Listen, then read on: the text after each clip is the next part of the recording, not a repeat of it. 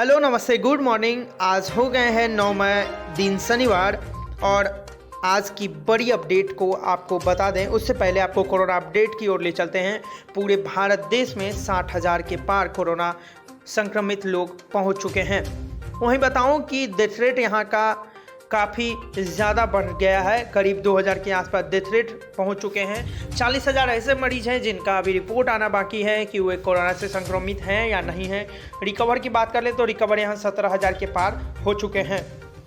आपको क्या लगता है कि यह कोरोना वायरस कब तक खत्म हो जाएगा? अपना विचार कमेंट बॉक्स में ज़रूर लिखें। इस वीडियो को सबसे पहले लाइक कर दें और हमारे चैनल को सब्सक्राइब कर दें ताकि आपको कोरोना से जुड़े हुए तमाम अपडेट्स और देश विदेश की खबरें आप तक पहुंच सकें। चलिए बढ़ते हैं आप खबर की ओर। गुजरात में एक होटल है जिसका नाम है कोरोना। पहले चौंकाते हैं, फिर यहाँ पे सेल्फी लेते हैं लोग। देश में कोरोना का कहर दिनों दिन बढ़ता जा रहा है। कोरोना का नाम सुनकर लोग यहाँ पे डरते रहे हैं और घर में दुबक कर बैठे हुए हैं। लेकिन बनासकांठा का एक होटल आपने नाम से ही सेल्फी पॉइंट में बन चुका है। दरअसल 2015 में होटल का नाम कोरोना रखा गया था। काफ़ी अलग ही छवि इसकी बन चुकी है। बढ़ते हैं अगली खबर। मध्य प्रदेश में 89 नए कोरोना संक्रमितों की संख्या पहुंच चुकी है। करीब यहाँ पे 4,000 पहुंचने वाली है कोरोना संक्रमितों का संख्या। मध्य प्रदेश के स्वास्थ्य विभाग द्वारा जारी किए गए आंकड़ों के मुताबिक 24 घंटे के भीतर कोरोना के करीब 100 नए मामले सामने आ चुके हैं। वहीं राज्य में कुल संक्रमितों की संख्या 4,000 के पार हो चुकी है। हरिद्वार में 45 दिन तक हर की पैड़ी की घाटों पर लोगों ने कराया अस्थि विसर्जन।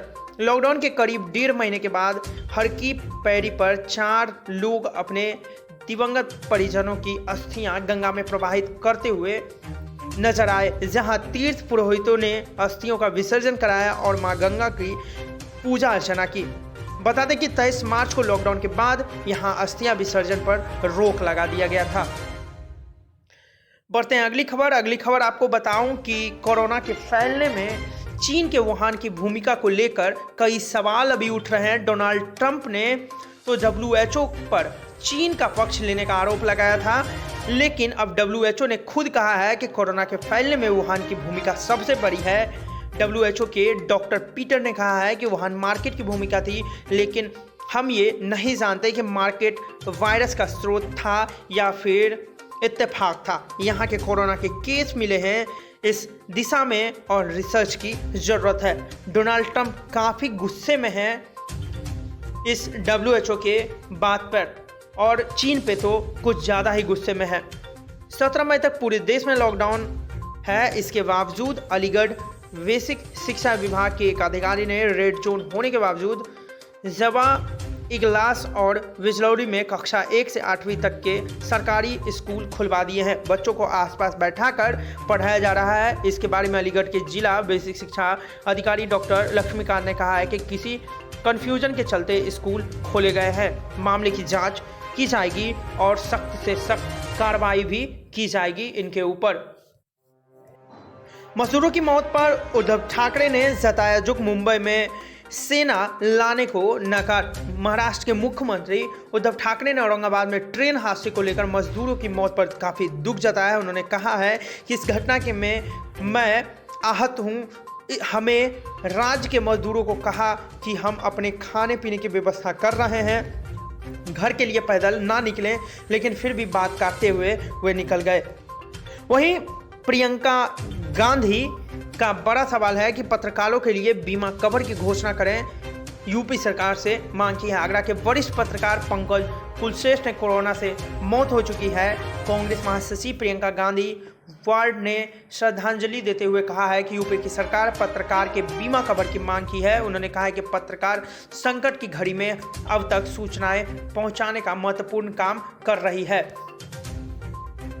बता दूं आपको कि कोरोना के बढ़ते मामलों के बीच हटाए गए BMC कमिश्नर। मुंबई के कोरोना बढ़ते मामलों के बीच BMC कमिश्नर प्रवीण परदेशी को पद से हटा दिया गया है। उनकी जगह एडिशनल चीफ सिक्योरिटी IS चहल को आयुक्त बनाया गया है। वहीं मुंबई में मेट्रो के पूर्व MD अश्वनी विंडे ने अतिरिक्त नगर आयुक्त के रूप में नियुक्ति किया गया है। यूपी के प्रतापगढ़ में शुक्रवार को दो गुटों के बीच ताबड़तोड़ फायरिंग हुई, जिसमें एक प्रॉपर्टी डीलर राम पांडे की मौत हो चुकी है और दोनों पक्ष के बीच में 8 लोग जख्मी भी हो गए हैं। तनाव को देखते हुए मौके पर फोर्स मुस्तैद हैं। बताया जा रहा है कि प्रॉपर्टी के पैसे को लेकर दोनों पक्षों के बीच में कहासुनी हुई।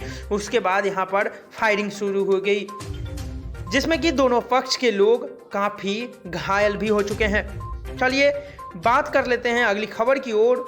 तो 800 साल पुराने इस काढ़े से ठीक होगा कोरोना, ऐसा कुछ दावा किया जा रहा है। कई राज्यों में भी है डिमांड। वैज्ञानिक कोरोना की वैक्सीन बनाने में जुटे हैं। इस बीच राजस्थान के चूरू गांधी विद्या मंदिर के श्री भंवर लाल डुग्गड़ विश्व भारती केमिकल लैब में बने रोग प्रतिरोधक काढ़े को कोरोना के इलाज के रूप में देखा जा रहा है। यहां पर संस्थान के मुताबिक पंजाब के उत्तर प्रदेश, मध्य प्रदेश, बंगाल समेत अन्य राज्यों के काढ़े की मांग की गई है। यहां काढ़ा 800 साल पुरानी विधि से तैयार किया गया है।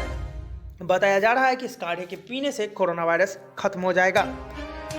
उत्तराखंड में 3 दिन बाद फिर मिले 2 कोरोना पॉजिटिव संक्रमितों की संख्या यहां पे 70 के पार हो चुकी है। उत्तराखंड में करीब 3 दिन के बाद 2 कोरोना पॉजिटिव मिल चुके हैं, जिसके कारण पहला हरिद्वार और दूसरा मरीज उधम सिंह नगर में पाया गया है। अब प्रदेश में संक्रमितों की संख्या 70 के पार पहुंच चुकी है।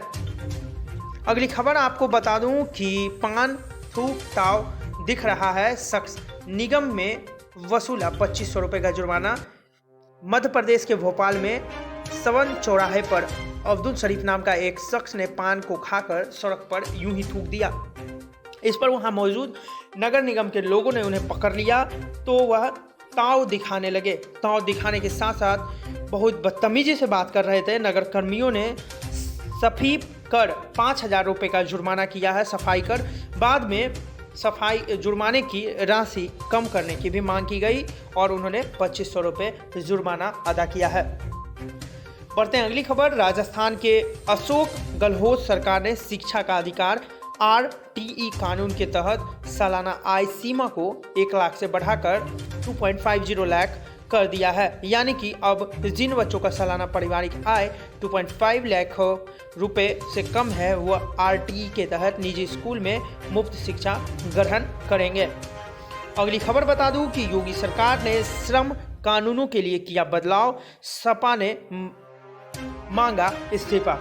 कोरोना लॉकडाउन के प्रभावित उद्योगों में मदद देने के लिए उत्तर प्रदेश सरकार ने उन्हें अगले 3 साल के लिए श्रम कानूनों की छूट देने का फैसला किया है। इस फैसले पर समाजवादी पार्टी के विरोध किया है। अखिलेश यादव ने मजदूरों को गरीब के खिलाफ किया गया फैसला बताया गया है। साथ ही इस फैसले पर सरकार से इस्तीफे की मांग भी उन्होंने की है। शुक्रवार को उन्होंने सरकार के खिलाफ ट्वीट करके कानून के गरीब विरोधी बताया है। काफ़ी सवाल उन पर भी उठाए हैं। अगली खबर बताऊं कि इजराइल के बाद अब इटली में भी घोषणा कर दी गई है कि उसमें कोरोना वैक्सीन बना ली है। इटली का दावा है कि यह वैक्सीन जानवरों के साथ इंसानों पर भी काम कर सकती है। रिपोर्ट्स के मुताबिक ह्यूमन ट्रायल में पॉजिटिव असर दिखने के बाद दुनिया में पहली वैक्सीन चूहे में एंटीबॉडीज विकसित कर यह वैक्सीन बनाई गई है, जिनका रोम के हॉस्पिटल में कामयाब परीक्षण कर लिया गया है। अगली खबर, सुप्रीम कोर्ट ने बाबरी मस्जिद विध्वंस केस का मुकदमा 31 मार्च तक पूरा करने का आदेश दिया है। पहले ही लखनऊ में निचली अदालत में फैसला देना था, लेकिन अब तक गवाहों के बयान के दर्ज पर हुए हैं ये फैसले। ऐसे में सुप्रीम कोर्ट ने समय सीमा बढ़ाने की और वीडियो कॉन्फ्रेंसिंग के जरिए बयान दर्ज कराने की अपील भी की है। ऑस्ट्रेलिया के दौरे के लिए टीम इंडिया 2 हफ्तों के लिए क्वारंटाइन होंगे तैयार।